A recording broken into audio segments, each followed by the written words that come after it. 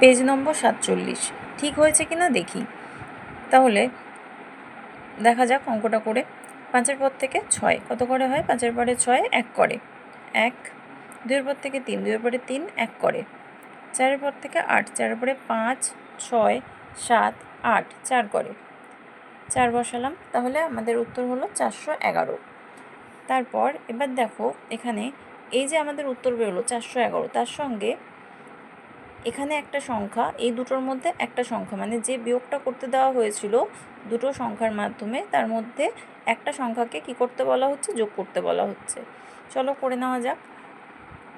5-এর পর থেকে 1 কর গুনলে কত হয়? 6।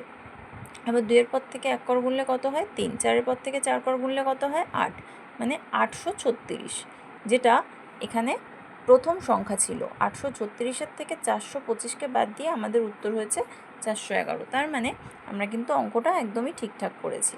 ঠিক এরকমইভাবে বাকি অঙ্কগুলো কিন্তু আমাদের করতে হবে। চলো শুরু করা যাক। 4-এর পর থেকে 6 কত করে হয়? 4-এর পরে 5 6 2 করে, 2 বসলো। 1-এর পর থেকে 10, 1-এর পরে 2 3 4 5 6 7 8 9 10, 9 করে, 9 বসলো। এরপর দেখো এখানে কিন্তু 2-এর থেকে আমরা এখানে 10 ধার নিয়েছিলাম, তাহলে এটা হয়ে গিয়েছিল কত? 1। তাহলে 1 1 মিলে গেলে 0, এখানে 0 বসে না, উত্তর হলো কত? 92। তাহলে এখানে 114-র সঙ্গে এই যে বলা হয়েছে 114-র সঙ্গে যোগ করতে হবে। কত যোগ করব? যেটা আমাদের উত্তর বেরিয়েছে। কত বেরিয়েছে? 92। 4-এর পর থেকে 2 করব, 4-এর পরে 5 6, 1-এর পর থেকে 1-এর পরে 2 3 4 5 6 7 8 9 10, 10-এর 0 হাতে থাকলো 1, 1 আর 1-এ 2, তাহলে উত্তর হলো 206। দেখো 206-এর থেকে 114-কে বিয়োগ করা হয়েছিল, 92 বেরিয়েছে। আবার 92-এর সঙ্গে 114-কে যোগ করে 206 হয়েছে। তার মানে অঙ্কটা একেবারে ঠিক হয়েছে। এখানে নিজের মতো সংখ্যা বসিয়ে করতে বলেছে, এটা এখন ফাঁকা থাক, বাকি অঙ্কগুলো আগে করে নিই যেগুলো ওরা প্রশ্ন দিয়েছে। 6-এর পর থেকে 8 কত করে হয়? 6-এর পরে 7 8 2 করে, 2 বসালাম। 6-এর পর থেকে ওপরে 2 আছে ছোট সংখ্যা, কত অবধি গুনবো? 12 পর্যন্ত। তাহলে এখানে 2কে কেটে 1 করে নিলাম, আর এটা হয়ে গেল 12। 6-এর পর থেকে 12 কত করে হয়? 6-এর পরে 7 8 9 10 11 12, 6 করে, 6 বসালাম। এরপর এখানে দেখো 1 1 মিলে গেল 0, এদিকে কোনো সংখ্যা বসে না, তাই 62 হলো উত্তর। এবার এখানে 62-র সঙ্গে 166-কে যোগ করব, দেখা যাক কত হয়।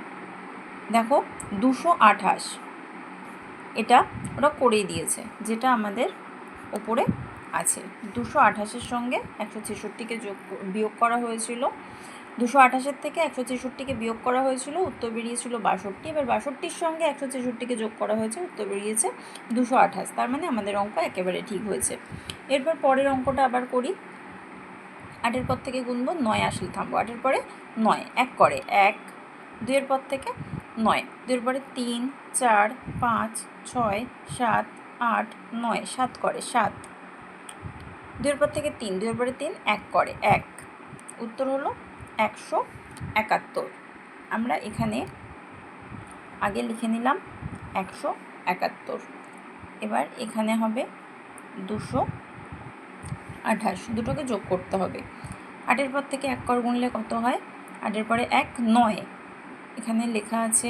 2-এর পর থেকে 7, 2-এর পরে 3 4 5 6 7 8 9, এখানেও 9, ঠিক আছে। 2-এর পর থেকে 1 কর, 2-এর পরে 3, এখানে হলো 399। দেখো এখানে 399-এর থেকে 228-কে বিয়োগ করা হয়েছিল, উত্তর এসেছিল 171। এবার আমরা 171-এর সঙ্গে 228-কে যোগ করেছি, উত্তর এসেছে 399। তাহলে আমাদের অঙ্ক কিন্তু একেবারে ঠিক আছে। ফাঁকা ঘরে নিজে ঠিকমতো সংখ্যা বসাই, এই অঙ্কগুলো এবার করব। চলো প্রথমে একটা যে কোনো সংখ্যা বসিয়ে নিচ্ছি। আমি বসাচ্ছি 5 6 3, নিচে আরও একটা যে কোনো সংখ্যা বসাতে হবে। আমি বসাচ্ছি 3 2 1। এবার এখানে বিয়োগ চিহ্ন দেওয়াই আছে, আগের থেকে বিয়োগ অঙ্কটা করব। 1-এর পর থেকে 3 কত করে হয়? 1-এর পরে 2, 3 2 করে 2 বসালাম। 2-এর পর থেকে 6, 2-এর পরে 3 4 5 6 4 করে 4 বসালাম। 3-এর পর থেকে 5, 3-এর পরে 4 5 কত হলো? 2 করে 2 বসালাম। এবার এই সংখ্যাটাই আবার ওইখানে বসাবো, 442। এবার আমরা 442-এর সঙ্গে 321কে যোগ করব। কত হয় দেখা যাক। 1-এর পর থেকে 2, 1-এর পরে 2 3, 2-এর পর থেকে 4, 2-এর পরে 3 4 5 6, 3-এর পর থেকে 2 কর, 3-এর পরে 4 5, উত্তর হলো 563। দেখো 563-র সঙ্গে 563 মিলে গেছে, তার মানে আমাদের অঙ্ক একেবারে ঠিক হয়েছে। এখানে পরেরটাতে কিন্তু ওরা 600 বলেই দিয়েছে, তাহলে নিচে একটা যে কোনো সংখ্যা বসাতে হবে। আমি খুবই একটা ছোট সংখ্যা বসাচ্ছি। ধরো এখানে আমি বসালাম 42, তাহলে 2-এর পর থেকে 10 অবধি গুনতে হবে, কারণ ওপরে ছোট সংখ্যা আছে, এটা 10 হয়ে যাবে। 2-এর পরে 3 4 5 6 7 8 9 10, 8 করে 8 বসালাম। এটা আমি উপরে লিখে দিচ্ছি। এখানে দেখো আমরা 10টা কোথার থেকে ধার নিলাম? দশকের ঘরে তো সংখ্যাই ছিল না, দশকের ঘরে তো শূন্য ছিল, তাহলে এখানেই কিন্তু আমরা শতকের ঘর থেকে ধার নিয়েছিলাম। শতকের ঘর থেকে তাহলে 6কে কেটে 5 করে দিই। আর এখানে এই যে শূন্য, এখান থেকে আমরা 10 ধার নিয়েছি, তাহলে কি এখানে কিছুই পড়ে নেই? এখানে কিন্তু পড়ে আছে। কি পড়ে আছে দেখো, আমরা যখন ধার নিই তখন শতকের ঘর থেকে ধার নিই। শতকের ঘর থেকে কত ধার নিয়েছি? একটা কার্ড ধার নিয়েছি। যদি একটা শতকের কার্ড অর্থাৎ 100 লেখা কার্ড নিই, তার মানে দশকের ঘরে যখন এসে ওটা যোগ হবে তখন কিন্তু 10টা 10 লেখা কার্ড হিসেবে যোগ হবে। তার মানে এখানে 10টা 10 লেখা কার্ড ছিল, তার থেকে একটা 10 লেখা কার্ড এককের ঘরে চলে এসেছে। তাহলে তো এখানে দশকের ঘরে আরও 9টা 10 লেখা কার্ড পড়ে আছে, তাই না? তাহলে এখানে কিন্তু আমাদের 9 আছে। ঠিক আছে, তাহলে 4-এর পর থেকে আমরা গুনবো এখন 9। 4-এর পরে 5 6 7 8 9, 5 করে 5 লিখলাম। আর এখানে 5 আছে, 5-এর নিচে কোনো সংখ্যা নেই, তাহলে লিখে দিলাম 5। তাহলে উত্তর হলো আমাদের 558। এটাই আবারও লিখবো 558। নিচে একটা সংখ্যা এর মধ্যে থেকে যোগ করতে হবে, যেটা হলো 42কে আমরা যোগ করছি।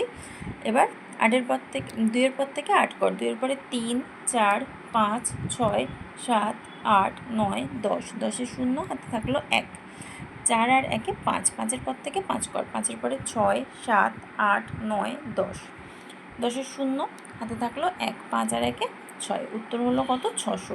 দেখো এখানে 600 ছিল, তাহলে কি হলো? আমাদের অঙ্কটা কিন্তু একেবারে মিলে গেল এবং অঙ্কটা সঠিক।